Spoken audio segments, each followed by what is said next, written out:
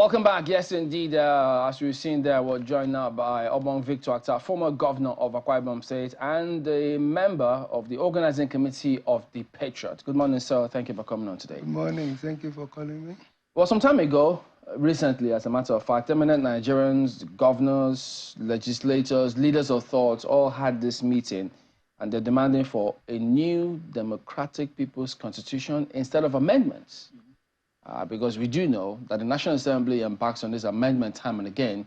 This group of eminent Nigerians say not an amendment or new constitution. And so I saw that they listed several things that had to do with security, different aspects. So start by telling us, if you will, I mean, how is the Patriot, how do these eminent Nigerians suggest that we go about getting a new constitution? Because many lawmakers would easily tell you, no, we are here to amend it, and by way of amendments, we can get the so-called new one that is being talked about. So you want me to start with the procedure for getting a new amendment rather than perhaps talking about the constitution, why we saw it was bad? Yes, that's the place.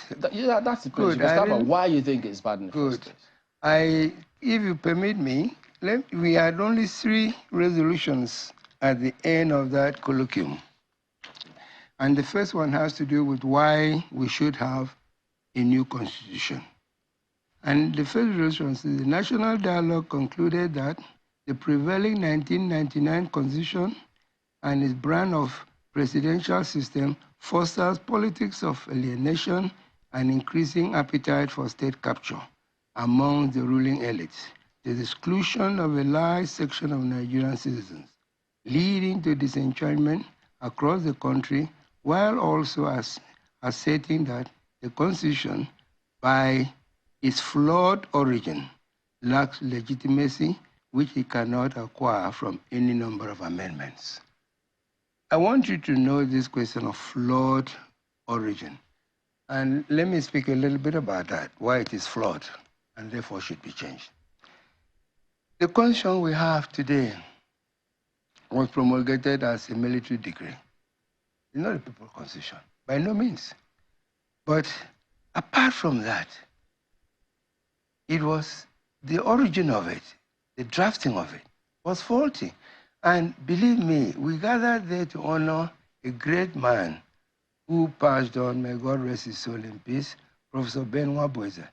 He was one of the biggest advocates for the conference that Jonathan finally held in 2014. And he had given an interview in which he said, the title of the interview was, "The Mistake Rotimi Williams and I Made." And it takes a brave person in Nigeria today to admit that they did anything wrong. But he admitted clearly that he saw the country being fragmented. There was a lot of hatred among different people, and people daunting, even agitation for splitting up and secession and so on. So when they were invited to help the military draft the Constitution, I want you to know that even though promulgated by the military, it was drafted by the civilians mostly. Yeah. When they came to draft it, they saw that the best thing to do was Justice Nikitobi was key factor there. One of those, yes. Get a strong center that will bind and hold the people together. And he was honest and brave enough to admit that that was a misguided, those are the misguided concepts. Because it brought so much power, so much money, so much authority to the center that the strive for the center, rather than create unity, is creating greater disunity. And it's making everybody struggle to go and capture that center. Look, when you talk about parties, parties should be divided by ideology. But today, all the politicians are in a salad bowl. You divide it vertically, call this one PDP, call that one APC. By the time you come back next time, mix the same salad bowl, divide it horizontally, call them the same people moving from here to there, because trying to capture. All they are doing is trying to capture this power. but not that they have any ideology by which they want to govern the country or anything. And it excludes everybody. You talk about, oh, I'm the one that made so-and-so governor, or a governorship candidate is elected, and so-and-so will provide him with the deputy. How is that a people's government? So this government it doesn't include, it's not at all inclusive. It does not permit for participation. It just does not allow everybody to feel that they have even a government or a representation. You are just governed, you are ruled. It's so authoritarian, in fact, dictatorial. Mm-hmm. So that's why we think this constitution is what promotes. I think some people say it is Einstein who had said that only a mad person who does something over and over again the same way and expects a different result. Well, we have been trying this constitution, trying different people, different persons. It's not working. So it is obvious that the constitution is not working. So that is why we believe there has to be a new constitution. If I could just read some statement that was made at the time. I mean, yes, the committee was headed by late Justice Nikki Toby with Dr. Suleiman Nkrumah as deputy chairman. But because yes, we also know that that committee, they went up and down the country, they collected memorandum, they excluded military formations, for that matter. But part of what he said upon submission was, quote, in the light of the memoranda and the oral presentation of the 1999 draft constitution, it is clear that Nigerians basically opt for the 1979 constitution with relevant amendments. He went on to say they want it and they have copiously given reasons for their choice in the different memoranda and oral presentations. So we have recommended to the Provisional Ruling Council the adoption of the 1979 constitution with relevant amendments from the 1995 draft constitution. So this gives the impression that the people themselves were the ones who brought about the constitution, which the group now says is a military decree. But the people that actually drafted it are admitting that they did something wrong. They went on a misguided concept. 1979 constitution is very different from what I'm talking about, the 1999 constitution. Yes, it was in 1999 because he, from the memorandum he got from Nigerians across board, he said the summation of the opinion was that whatever we're going to do in 1999 just mirrored the 79. And that was the presentation that they did with 1999 constitution. That was totally wrong. And it was, the wrongness of it was admitted by the key player in the drafting of that constitution. And I can tell you that's why Nigerians are so very dissatisfied with it, because they don't feel anywhere that they belong within that constitution. And it's promulgated by a military and advanced by the military and being administered in a way that the people cannot even participate in.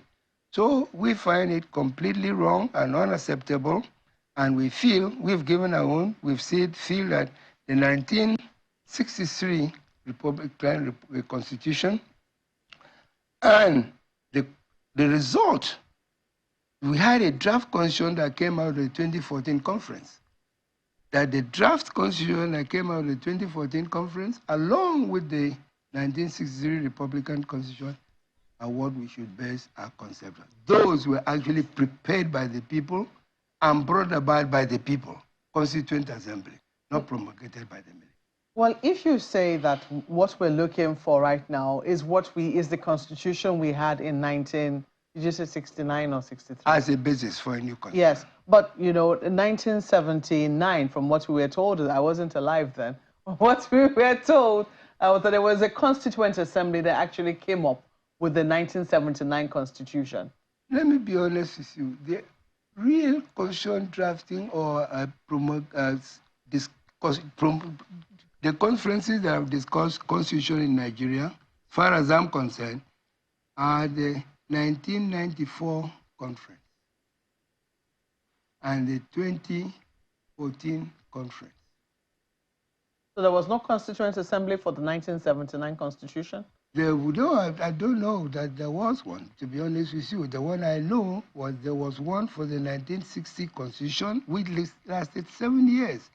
From the time Anthony now removed the motion that we are ready for self-governance, and the North said they were not ready, that was in 1953.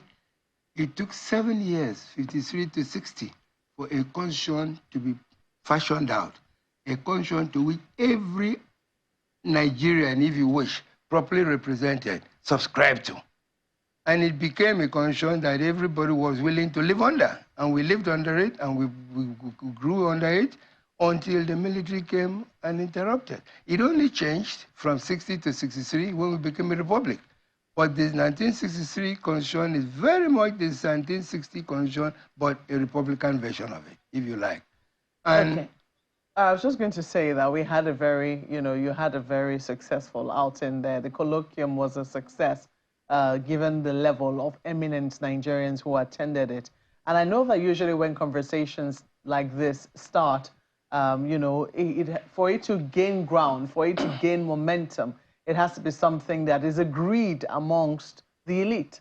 For the longest of time, it would seem that all of this talk around changing the constitution, getting a brand new constitution, has been great talk around amongst Southern elite. How has it been trying to bring members of the Northern elite on board? I did see there the former governor of Sokoto State was a current senator right now in the 10th Assembly.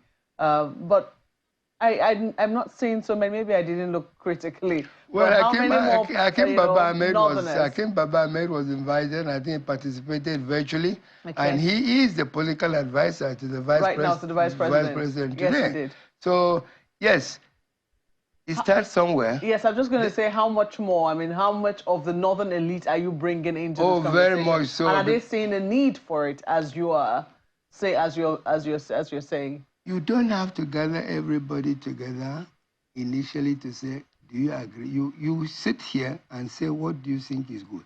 You go to the Northerners, what do you think is good? Then you bring the two together and say, do we agree that this is best for us? Because if you listen today, I think you must have listened to Professor Jega. Professor Jega is not saying anything different. The former INEC chairman is not saying anything different. Several others I can name for you who are now agreeing in the North. So when there is a meeting of minds in the South, there's a meeting of minds in the North, then you bring them together. And then you have a, as a matter of fact, you bring me to something I didn't want to go into. But this way, the compatriots came out. You know, we had observed that the patriots was largely Southern-based, if you like, and the compatriots was now to bring together the North and the South, and we made an effort. I am the chairman of the compatriots. So from patriots to compatriots back to patriots. But we are trying to see that the whole country comes to an agreement on what we need to do with this constitution, which is to change it. It's not to try to amend it, because it's beyond amendment. It's not the first time that this sort of conversation has happened. As you rightly recall, the 2014 could I say Constituent Assembly was like the latest attempt, and that came after months of conversation, and even the duration of that 2014 conference, national conference, nothing else was news in the country apart from the conference that was happening right here in Abuja. So the conversation has been on for so long. The question now is, what do you think is different this time around that will bring the thoughts of the compatriots, or patriots, if you like, to materialization? The difference is, I may illustrate from a laboratory experiment we used to make. You hang a piece of rubber. You hang a weight at the end. You take off the weight, it snaps back up. You hang a heavier weight, take it off, it snaps back up. Then you put a weight, that by the time you take it, at least its elastic limit. It doesn't spring back up. Everybody's getting to the elastic limit now. Everybody, the North, the South, not in this section anymore. The entire country is just about getting to its elastic limit, and something needs to be done. And everybody's now ready to have something new done to keep Nigeria together. Have you been able to get any buy-in from the executive? Now we're getting into question of procedure. Well, first of all, even then, let's look at even in the question of the content. We want to clearly state, as we did at that colloquium, that in a pluralistic country like Nigeria, the only thing that can save the country and keep it together is if we can have a true federal arrangement. People pick at aspects of it, like state police, like resource controls, but truly what we want is a true federal system that allows the federating units to be coordinated with the center, not subordinate to. Then you have your own independence. You can grow the way you want it to. Believe me, under this system, God rest his soul, Awolowo would not have been able to do what he did in the West, where you must take permission from the center before you do this, must take permission from the center before you do that. If you want, I can give you a simple example. I went to Akwa Ibom. I decided after having studied Lagos that Lagos is what it is because of its airport, its seaports, and its industrial estates. And I said, I want to have an airport, I want to have a seaport. I may not have industrial estates, but I want to build a science park. But I want to have 24-hour constant power to make sure all those things function effectively. My president said I cannot have an airport. It was a big struggle before we were allowed to have the airport, for which Ibome is now famous for, you know? A big struggle. Beyond that, I went and started a power plant. Why do I want to have a power plant? Nigeria has a power policy. But I don't understand the policy. It's not giving my people power. What's wrong with my... In the end, I built a power plant. But having built a power plant, a law came out. If you generate, you cannot distribute. Now, I'm convinced, sitting here, that if I had been allowed to distribute that power and boast, as I wanted to, that Akwa Ibom is the one state in Nigeria where there is 24-hour constant power. I bet you several other states will have followed that example. But that has since changed. It has just been, well, by the year, just before Buhari left office, he changed it. He said, now when you generate, you can distribute. Indeed. And we've seen states who have that facility or that infrastructure leverage on that, like Abia states now, you know, with the work you're doing with geometry. Several others will now follow. Yes. But look at how many years we've been set back by just a law that's made by a defective federal arrangement. But this has now been made possible via an amendment. Yeah, so it's just starting.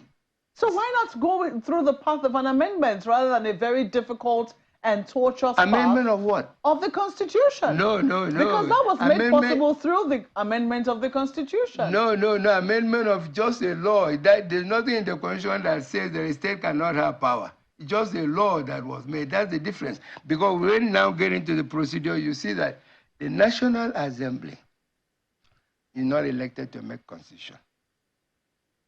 The people give them the sovereignty to go and represent them, to administer according to the Constitution. But the Constitution in the first instance should be made by the people for the people. They are there to administer, not to give us the new Constitution. So we are not talking about amending a Constitution now. We are talking about a new Constitution. So it is not the responsibility of the National Assembly to give us a new Constitution. That's why I like the idea of the buy-in. Yes, we must have the national buy-in. And better if it can be executive. If the president can have a buy-in, can say a law, all we need is for the National Assembly to pass a law to say,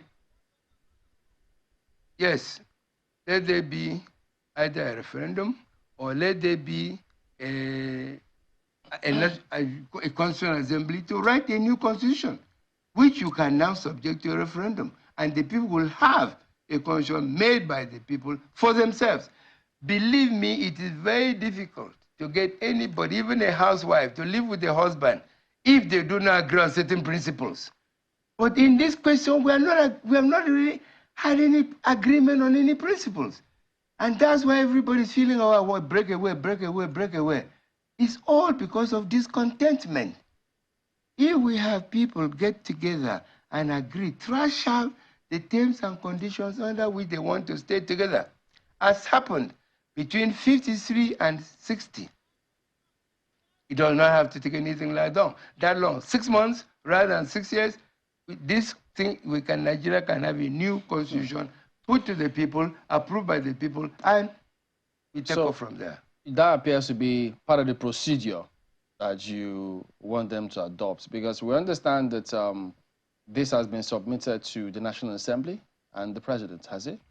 We are putting together a team to go and canvass the position. Nigeria, you see, you submit something to somebody, he may even read it, he may not read it, so it doesn't suit his interest, he probably read it well. We now want people to fully understand why this has to be. To let people understand that an amendment is not the issue. It's a new constitution that is needed. And the content of the new constitution must allow for inclusive governance. It must allow for a measure of independence. It must allow for true representation by the people. Therefore, Balawa didn't have to win election, not even all of Bauchi, not to mention all of Nigeria, to become prime minister. He wins it in a community.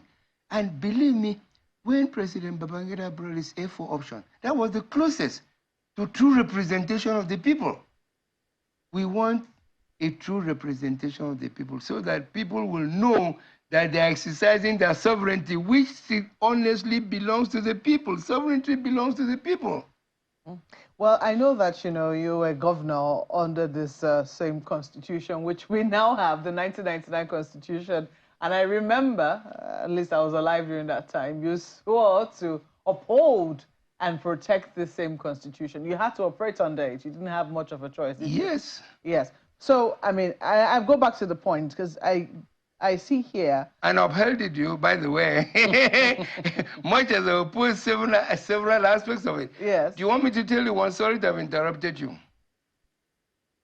Even in the administration of local government, we are now talking about independence of the independence of local. I said, what are you talking about? What you people are doing? You cannot give independence to local government. What happens today? Local government laws are made by the National Assembly. The local government don't have a house of assembly, if you wish. But we elect councillors. We elect a chairman of council. That chairman of council appoints from outside the councillors that have been elected. From outside that group of people, he appoints supervisor for agriculture, supervisor for works, supervisor for education. So I asked a question. Why did we elect councillors? Just to go and share money at the end of the month. No responsibility. They don't make the laws that govern the local government. They don't do anything. So I said, I'm practicing a parliamentary system at my local government. My party was up to, I'm doing anti-party. And I said, explain to me why I shouldn't. No, so I didn't even elect a chairman of council. We elected councillors. And when they got there, they elected from among themselves head of council. And among themselves, they selected who will be supervisor for agriculture, supervisor for works, for so whatever. certain things are still possible, even in spite of the flaws of this constitution. I was going against the law. You don't want, so we want a law that makes it possible for you to pray properly. So, we don't want you to, not every individual had that courage. But from what you've seen today, if you were to, because you're preparing some documents to submit to National Assembly and the President, yes, what do you see as the biggest impediment to fulfilling this? To be honest with you, and I don't mean this in any bad way, I hope nobody takes it as a criticism or something. The only possible obstacle there can be will be members of the National Assembly. And it will be only because they probably want to protect their interests. Because it will affect some of the ways things they do things now, some of the things that are happening, some of the benefits that they're enjoying today. But I would appeal to them to understand that if there is no country, there'll be no National Assembly to give them the opportunity to enjoy these things. And in any case, for how long do they enjoy these things? For which they'd rather have the country destroyed. Many of them don't come back after the first tenure. Some come back after the second, and that's all. So let us have a country that works. There are people in Parliament in Britain that have been there year after year after year after, because the community keeps sending them back. You know? It doesn't happen here. As I told you, the salad bowl before, it's a fact. They jump from, the only reason they jump from here is because they have, the opportunity is not here anymore for them, so they go there thinking there'll be an opportunity there. It is not right. We should get a country that works and should be governed by a constitution that people believe can work. Oba Victor Attah, former governor of Akwa Ibom State and member organizing committee of the Patriots and also the compatriots, as he told us. Thank you for coming on this morning. Let's take a look at some messages that came through from you. Samuel, this is your response. You're talking about response time, actually, about security. You say 137 children aged between age 5 to 15 years moved from Kaduna to Zamfara State. Is a school in Kaduna a border village? Let's learn from these kidnappers. Their dexterity, even our burglary proofs have improved when rebels were still able to get in. The evil people can teach us where to improve, you say? Yes, indeed, we should learn lessons. Well, Binance fugitive, this is from Bashar Kende Shomoye. He says this is a case of pure compromise. The complicity is beyond the people guarding him, as a few highly placed Nigerians are involved. I hope this case will not be swept under the carpet. Can we all be more patriotic in this country? Well, Femi, also talking about the same matter, says, if this happened in a Western country, I doubt that it's just the low-level guards that will be facing sanctions. Big heads will certainly roll, but this is Nigeria. The security minions will take the fall while their bosses are rewarded with national honors and plump post-employment positions. I hope that that will not be the case. Well, Dixon Eka says, over the death of residents over palliatives. The killing of many helpless Nigerians through stampede in attempt to get palliatives is an unfortunate one. But what is it that the government wants? Many of us have spoken so loud against the so-called palliatives, which can never reach everyone that needs it. Why should government remove all the subsidies in Nigeria and float the naira and throw money into poverty only to generate more money to be shared between the states and federal government, and they distribute some so-called palliatives to the detriment of lives of hungry people? Well, he goes on, but he says this policy should be reviewed to save lives. That's from Dixon Eka. Okay, so there you go. That is the show today. We do thank you all for watching. We'll see you again tomorrow. I'm Chamberlain yourself. Goodbye. Your feedback is always appreciated. Thank you for writing in. I'm Maokpe Ogun Yosef. Have a great day.